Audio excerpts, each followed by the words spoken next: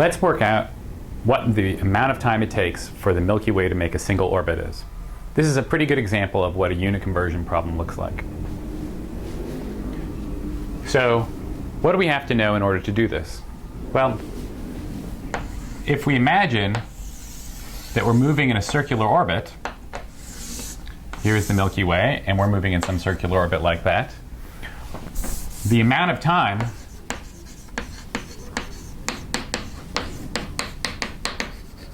is the period.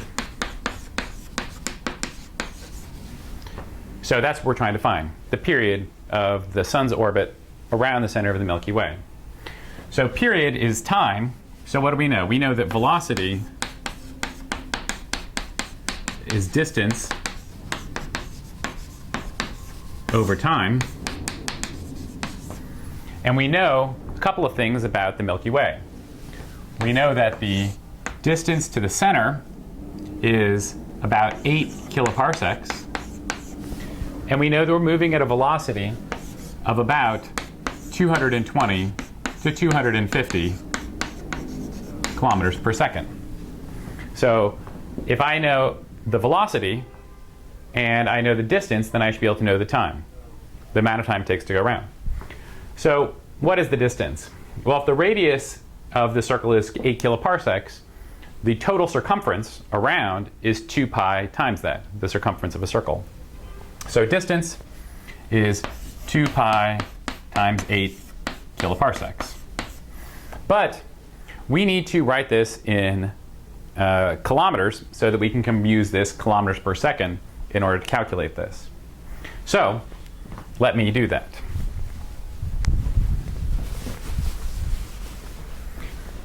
So we have 8 kiloparsecs is 8,000 parsecs. And something we worked out last time is that 1 parsec is 3.08 times 10 to the 13 kilometers. So that tells me then that 8,000 parsecs is 8,000 parsecs times 1,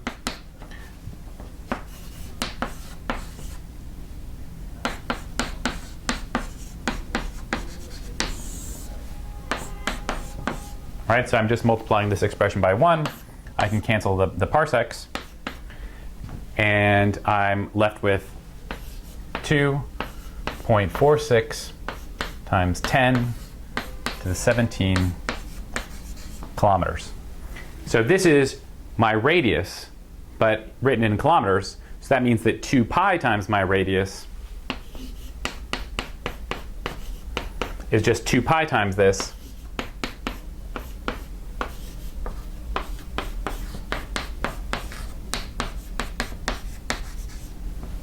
And that then, just multiplying this out, gives us 15.5 times 10 to the 17th kilometers.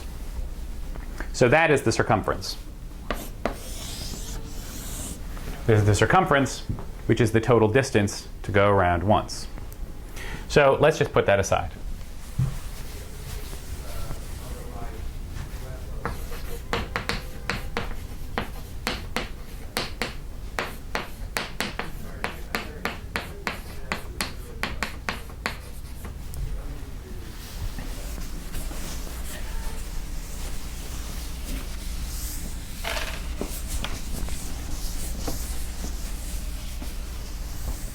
Okay, well,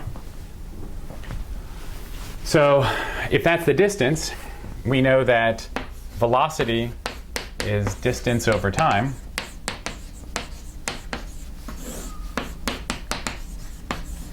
So that means that time is distance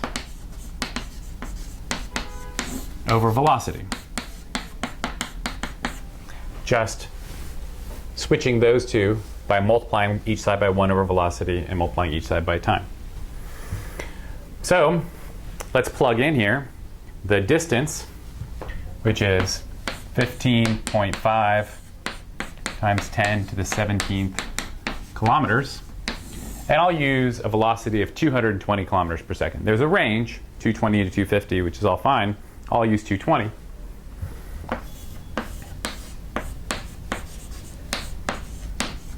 (220 kilometers per second). Note that the kilometers cancel here, and the seconds go into the numerator. So we're ultimately left with a total amount of time of 7 times 10 to the 15th seconds. Now we need to convert that into years to make this a time that's easier to use. So I just simply say that in a given year, there's 365 days. In a day, there's 24 hours. In an hour, 60 minutes. And in a minute, 60 seconds. So I've just multiplied this by 1. 1 year is 365, so this is just multiplying by 1. 1 day is 24 hours, so I'm just multiplying by 1. An hour is just 60 minutes, I'm multiplying by 1. And a minute is just 60 seconds. But I can now cancel the seconds here with the seconds there, the day here with the day there, the hours here with the hours here, the minutes here with the minutes here. And I'm just left with 7 times 10 to the 15th divided by 365 divided by 24 divided by 60 divided by 60. And that altogether gives me 2.2 times 10 to the 8th years, or about 220 million years. So the amount of time it takes to go one orbit around the Milky Way for the Sun is about 220 million years. We can use that now to do other calculations, like use Kepler's law.